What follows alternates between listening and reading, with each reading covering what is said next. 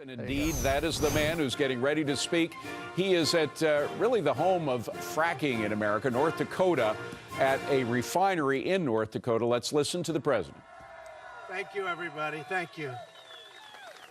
I was just with our governor. He said, you know, Mr. President, we could have had 25 times the number of people. But for policy speeches, they like to keep them just like this. But I appreciate this is tremendous. And this is truly a tremendous state. And we appreciate it very much. We appreciate you being here. Thank you. And the policy we're talking about is cutting your taxes. Do you like that policy? Well, you're the hardworking people who provide the energy that makes this country run. And we're finally getting the government out of the way so you can do your jobs. Finally happening.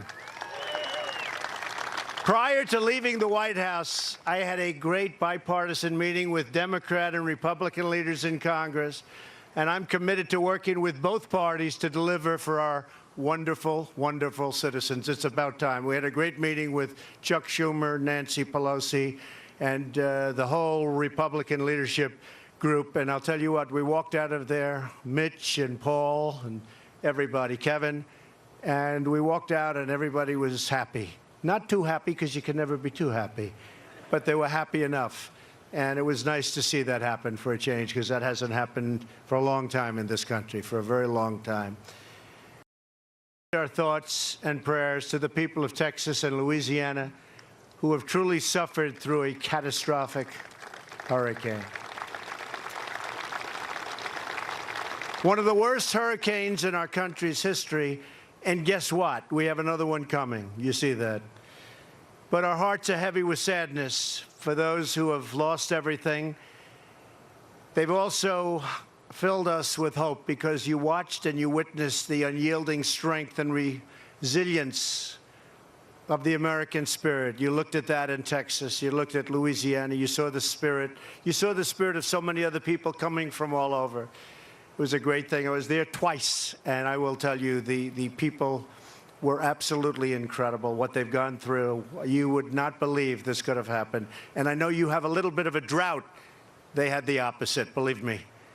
You're better off. You are better off. They had the absolute opposite. The compassion of our citizens and the courage of our first responders makes us all very proud to be an American.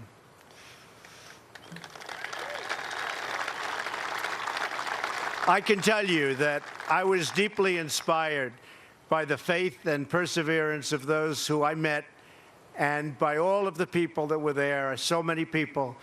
And unfortunately, now we're getting ready to respond to Hurricane Irma. And these incredible people that we have at FEMA and the other groups, they thought they'd get a night of sleep. One night, just one night. They're not getting anything. They're right now going to Florida, Puerto Rico, and the Virgin Islands, and they're already there. And they're being hit with some very, very strong and powerful winds. The one's coming now, Irma, they're saying is the largest one in recorded history in the Atlantic Ocean, coming out of the Atlantic, which gets big ones. So I just want to thank everybody and all of the people that are going down, and they're really now again in harm's way. We'll work together to help save lives, protect families, and support those in need. Together, we will recover and we will rebuild. I also want to tell the people of North Dakota and the western states who are feeling the pain of the devastating drought that we are with you 100%. 100%. And I've been in close touch numerous times with our Secretary of Agriculture, who's doing a fantastic job, Sonny Perdue, who's been working with your governor and your delegation to help provide relief. And we're doing everything we can, but you have a pretty serious drought. I just said to the governor, I didn't know you had droughts this far north. Guess what? You have them. But we're working hard on it, and it'll disappear. It'll all go away. I want you to know we'll always stand strong and unified with our farmers and our ranchers, the backbone of America. That I can tell you 100%. So we're here today to talk about our plan to create a new age of American prosperity. by reducing the crushing tax burden on our companies and on our workers. The taxes are crazy. The highest taxed nation in the world. We're going to turn that around very quickly. This is a once-in-a-generation opportunity, and I mean that. I think this is the one time you're going to get. And I'm honored to be joined by some of the fantastic leaders who share this goal with us. Senator Hoeven, where is Senator? Senator, stand up, Senator. Doing a fantastic job. Come on up, Senator. Come on up here. Get up here. Fantastic job. Thank you, Senator. Governor Burgum, come on up, Governor. Beautiful job. Come on. Lieutenant Governor Sanford. The governor told me he's the best lieutenant governor in the country, so I don't know. We'll check it out. Congressman Kramer.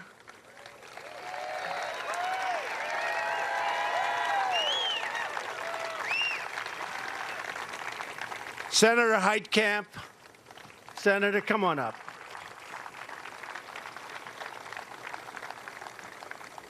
And I have to say, you are all in favor of tax cuts, aren't you? Absolutely.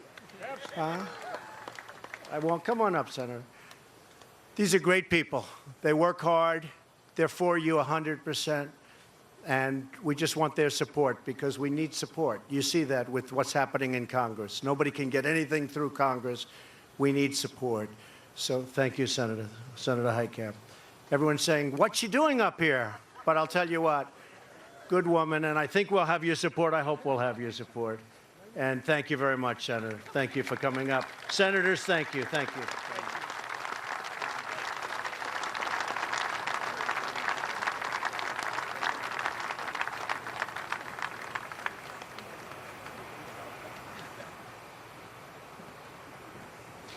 They're all in good company together.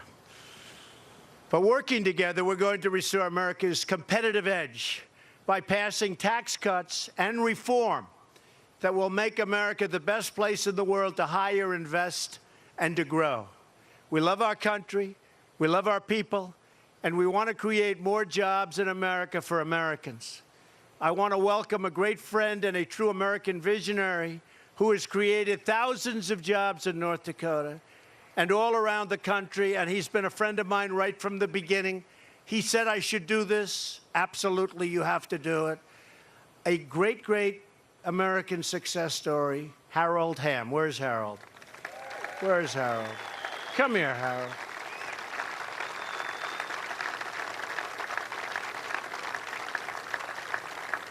Thousands and thousands of jobs.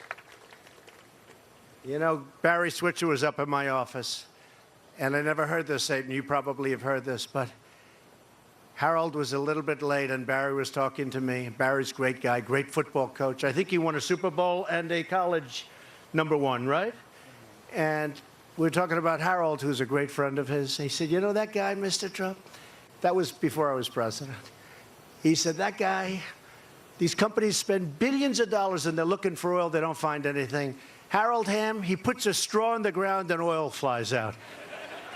That's why he's rich, I guess. Anyway, Harold, thank you very much. You want to say something? Yeah. Go ahead. You find oil in North Dakota and a Bakken. Yeah.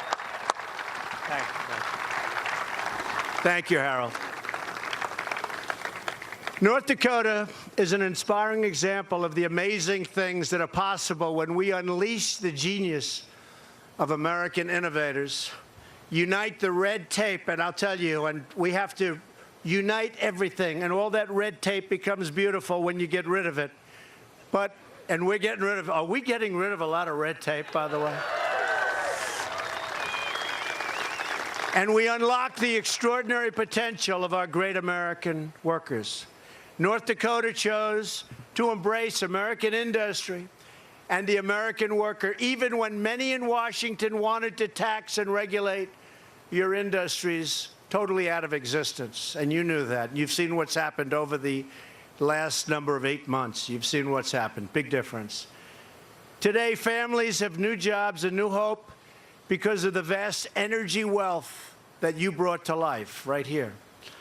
You understand the vital truth. Washington has no right to shut down energy production because America's energy wealth doesn't belong to the government. It belongs to the people.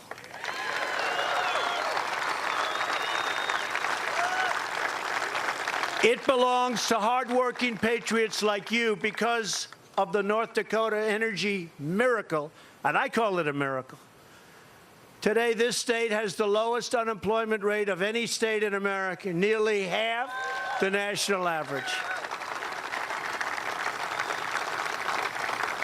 I want all of America to be inspired by what's happened in North Dakota and the North Dakota example. This state is a reminder of what can happen when we promote American jobs instead of obstructing American jobs, which has been happening, believe me.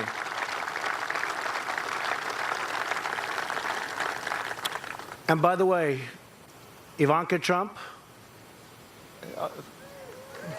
everybody loves Ivanka.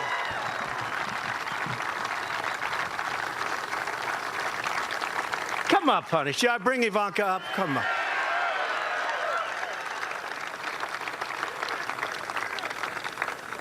Sometimes they'll say, you know, he can't be that bad a guy.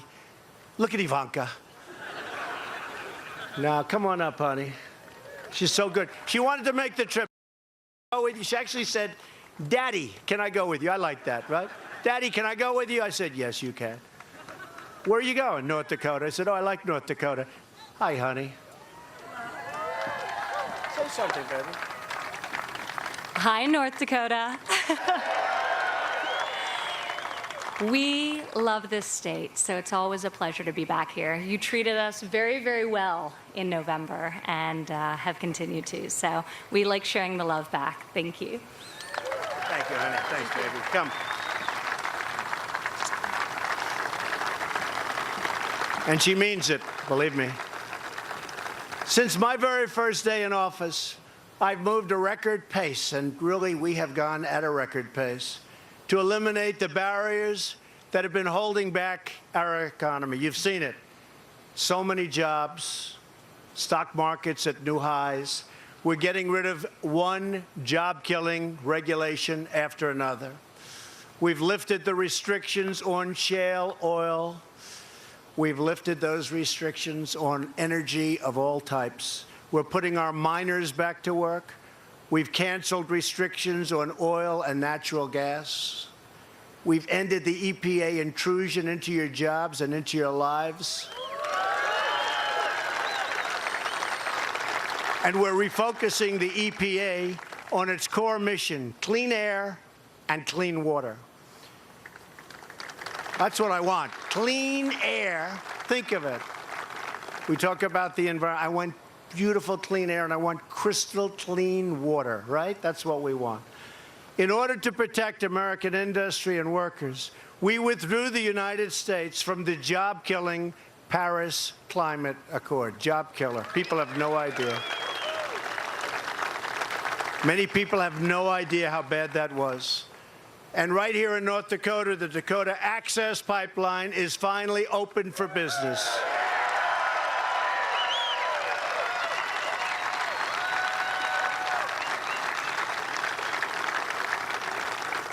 Now, what other politician, if elected president, would have done that one? They would have stayed so far away. And I did it immediately. And I didn't even do it in that case for jobs. It was the right thing to do. And that is flowing now beautifully. So it was the right thing to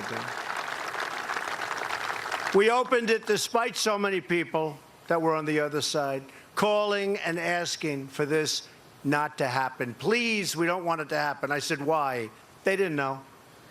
There was no, they just didn't want it to happen. So I did that. I also did Keystone. You know about Keystone. Another one. Big one.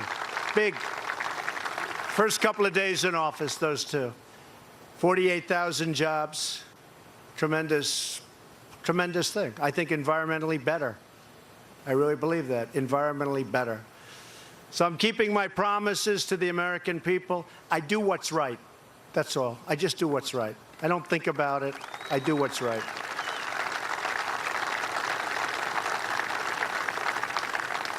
We're seeing the results all across the country. Already, unemployment is near a 16-year low. African-American unemployment is at its lowest point since almost the turn of the millennium.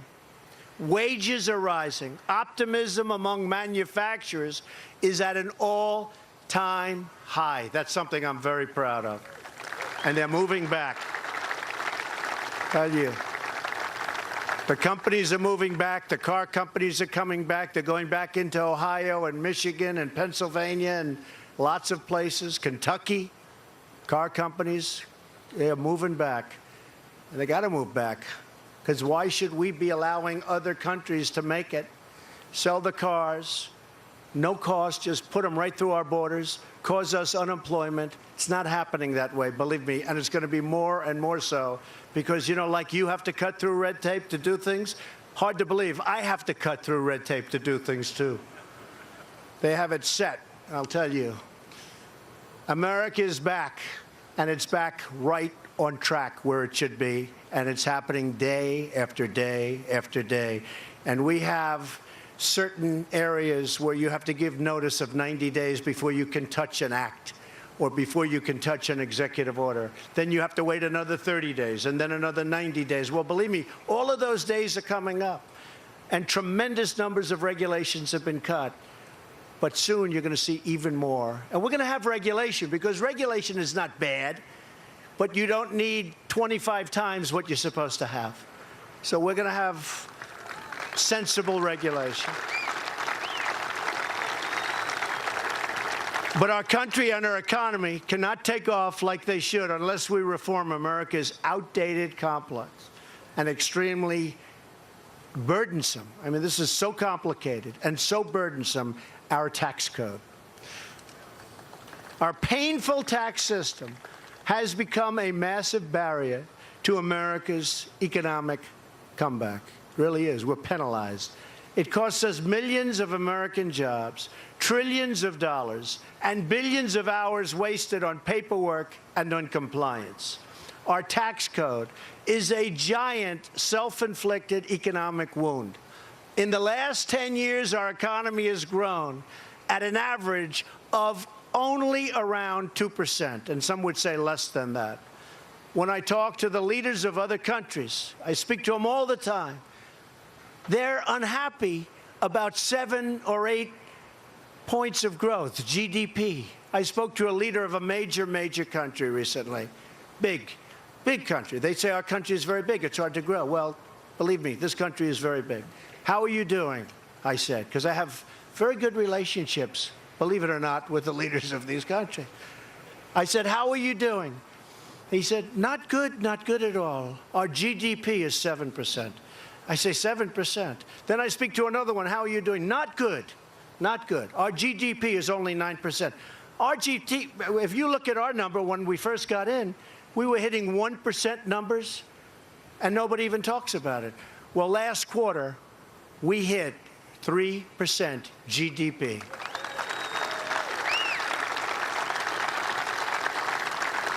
And I'll tell you what, a lot of that had to do with the cutting of the regulation, and I think a lot of it had to do with optimism.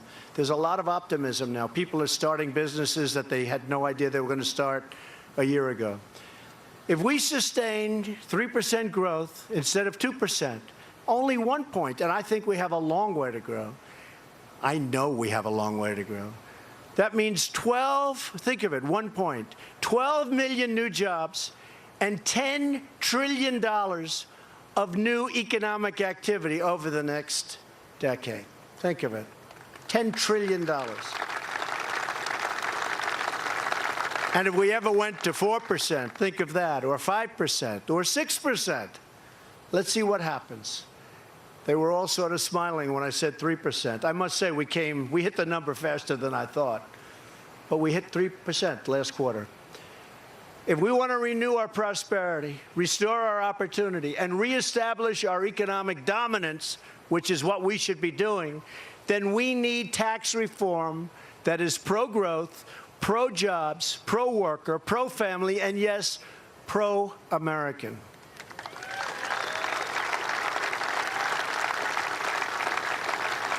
And anybody that's going to vote against tax cuts and tax reforms, whether it's in North Dakota or anybody else or any place else, you got to vote against them and get them out of office because it is so bad.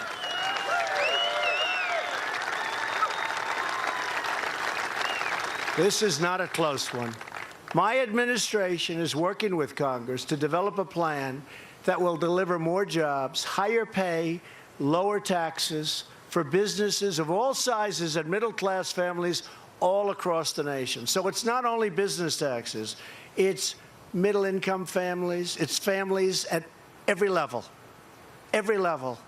tax cuts. Our tax plan represents a sharp reversal from the failed policy of the past. America's high tax rates punish companies for doing business in America and encourages them to move to other countries. That's why you see in so many states, including here for a period of time, now people are starting to stay and companies are staying. They'd leave for Mexico and for other places, just routinely. Well, we've stopped it and we are stopping it. We're not going to let it happen. There has to be a price to pay when that happens, when they let our people go and that happens, and they think they can sell the product right back into the USA. There's going to be a big price to pay, and there has been, and that's why you're seeing a big change. These Washington policies have pushed industries and companies offshore, who then import their goods back into America. In the process, we end up with nothing. Not going to happen. My administration strongly rejects this offshoring model, and we've embraced a new model. It's called the American model. Very simple, the American model. Under the American model, we're reducing the burdens of our businesses as long as they do business in our country. We want them to do business made in the USA. We want them to do business in our country.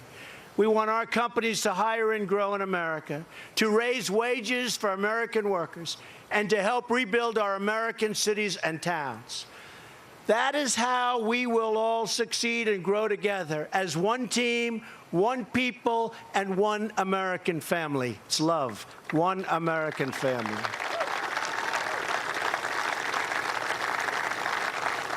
We're going to get into great detail over the next 2 weeks, but we're working on it with Congress now and coming up with very exacting numbers. But here are my 4 basic principles for tax reform. First, we need a tax code that is simple, fair, and easy to understand, unlike what we have. Our tax code has gotten ridiculously complex. This complexity leads to massive frustration, wasted time, and wasted money, lots of wasted money. Today, the average taxpayer has to wade through 241 pages of instructions to file a basic tax form. Does anyone know that? 241 pages. A staggering 94% of the families need professional help to do their taxes. They have to get it, which is why the tax preparation industry generated $10 billion in revenues last year. That's one business I want to drive down. Sorry. H&R Block will not be supporting Donald Trump, I can tell you.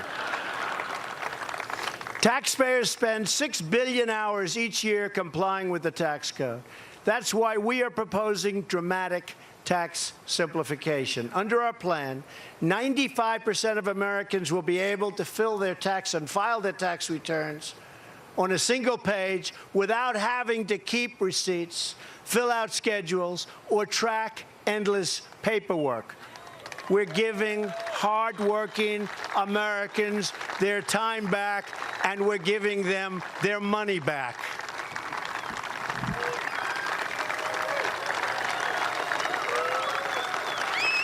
Thank you.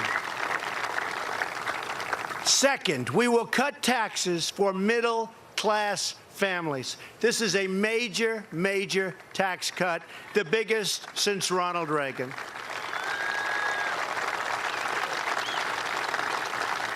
The pipe fitters and plumbers and nurses and police officers, all the people like you who pour their hearts into every penny earned, in both the offices and oil fields of America. You're the ones who carry this nation on your back, and it's time for you to get the relief that you deserve. It's enough. It's enough. That's why our tax plan will reduce taxes for our middle class and allow them to keep more of their own money, keep that hard-earned money where you can spend it the way you want to spend it, or guess what? You can also save it. Nothing wrong with that. But it's your money, not the government's money. So we will provide tax relief to middle-income families through a combination of benefits, such as raising their standard deduction, increasing the child tax credit, and lowering tax rates substantially. Third, we need a tax code that restores our competitive edge so we can create more jobs and higher wages for American workers. Our plan will provide tax relief to businesses of all sizes, and we will cut the business tax rate as much as possible. Ideally, we would like to bring our business tax rate down to around 15%. That's a tremendous drop.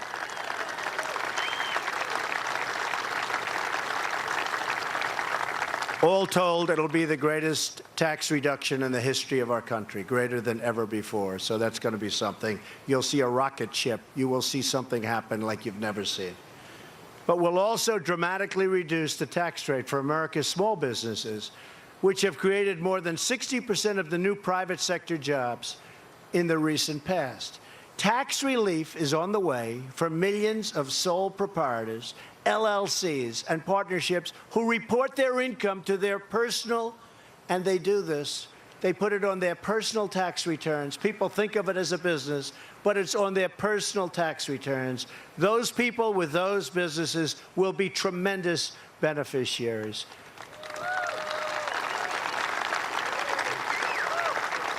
Sounds like many of you have those businesses. Tax reform will also benefit mid-sized businesses like North Dakota Guarantee and Title Company in Mandan. You know that company, anybody? President Nick Hacker. Where's Nick Hacker? Hello, Nick. How are you, Nick? How's business, all right? Getting better all the time. He says that he spends a fortune on accountants to navigate our complicated tax system. We know the feeling. Everybody here knows the feeling. Like millions of other American businesses, he would much rather spend that money on higher wages for his 140 employees. Workers in energy sector, thank you. You have a lot of friends here, Nick.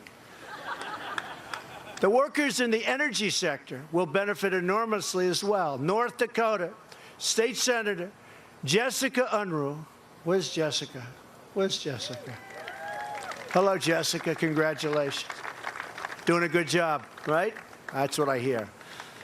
Who's also an environmental specialist, says lower business taxes will be a catalyst for energy companies to hire countless of new American workers. So important. We'll also protect small businesses and family farmers here in North Dakota and across the country by ending the death tax.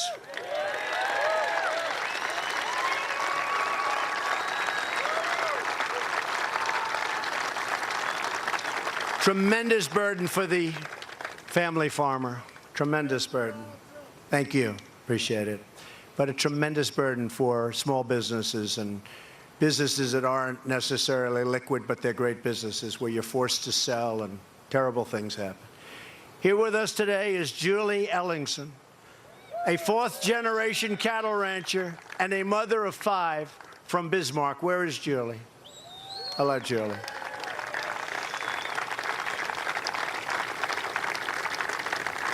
Like many family ranchers, Julie worries about the death tax shutting down her family business and keeping her from passing it on to her children. It's a devastating tax. Julie, we are not going to allow the death tax or the inheritance tax or whatever you want to call it to crush the American dream. I'm not going to let it happen. So, fighting hard. Thank you, Julie. Ronald Reagan proved that cutting taxes on American businesses helps American workers win in the world marketplace. When President Reagan lowered taxes, American businesses beat out our foreign competition. Our economy boomed, the middle class thrived, and median family income increased. But then Washington stood by while other countries adopted our playbook. But they did it even better than us. They lowered their tax rates and reformed their tax systems to be more competitive substantially than that of the United States of America. And America went from leading the pack to following way behind. Now our business tax rate is the highest in the developed world, 60% higher than our foreign competitors. Pretty bad. Puts us at a big disadvantage. We're behind France, behind Germany, behind Canada, Japan, Ireland, Mexico, behind South Korea. We're dead last. Our high business tax is nothing more than a crushing tax on every product made in America. We have totally surrendered our competitive edge to other countries, but we're not surrendering anymore.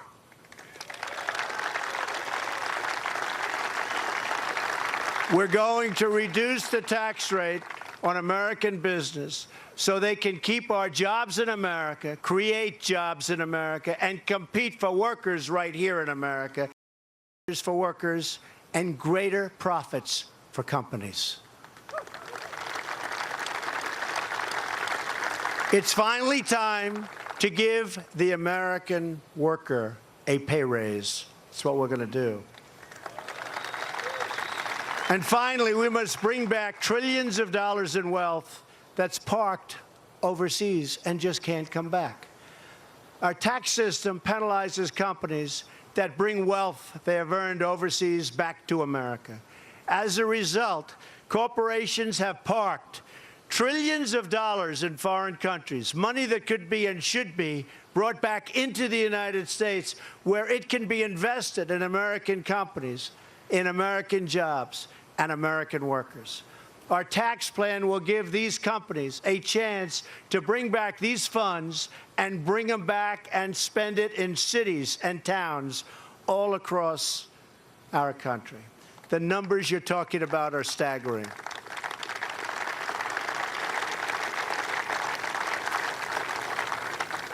The numbers we're talking about are probably between $3.5 and $5 trillion that cannot come back into our. And think of it, the Democrats wanted to come back, the Republicans wanted to come back. They have for years, and nothing gets done. We're going to get it done.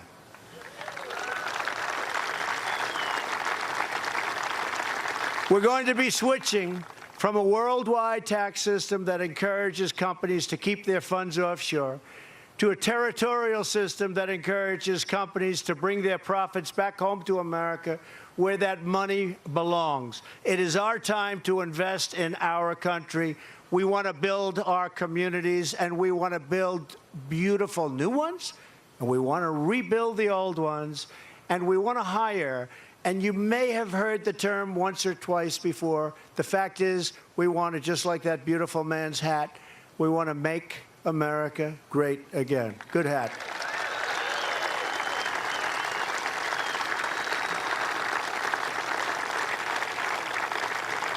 This is a once-in-a-generation opportunity to reform taxes, rebuild our economy, and restore America's competitive edge. History has proven time and time again that there is no power on earth more awesome and unstoppable than the will of the American people. You saw that on November 8th, believe me. You saw that on November 8th. If you demand it, and if you call up people in Congress, good people, sometimes maybe not the right intention, but good people, Congress will deliver on it because they have no choice. So you have to call your congressmen, you have to call your senators, you have to make sure that they do what they have to do. And believe me, we haven't given up on health care. We haven't given up on health care. We never give up. One vote. One vote. Think of it. One vote. Terrible, terrible situation took place that night. We can't let that happen again. We cannot let that happen again. But we'll get it done one way or the other. But only if you demand it. Only if you, the American people, tell Congress to stop putting party first and start putting America first. Only then will it happen.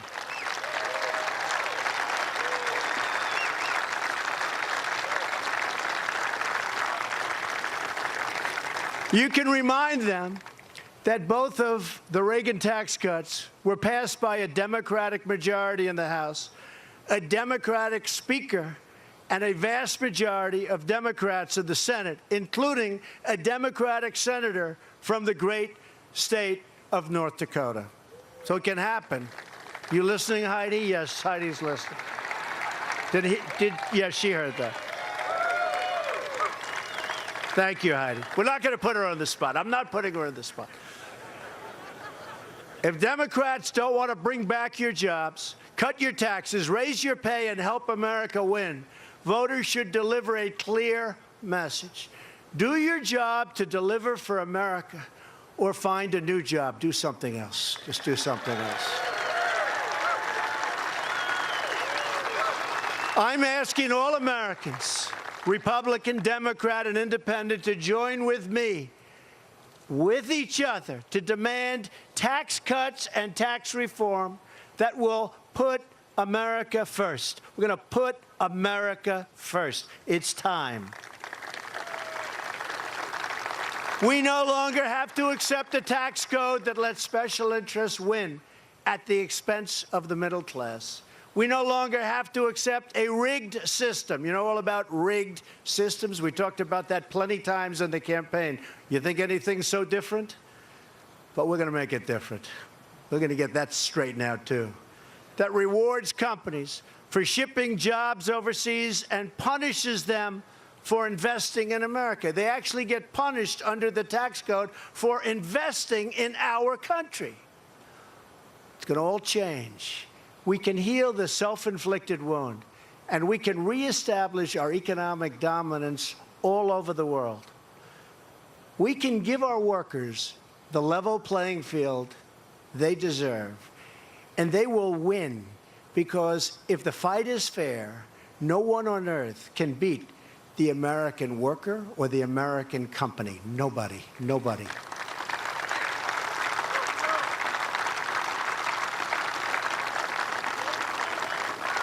When we do, store shelves all across this country, those shelves are going to be so packed.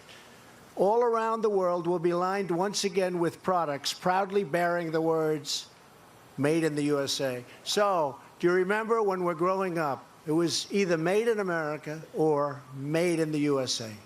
What do you like better? Ready? Made in America, made in the USA. What do you like?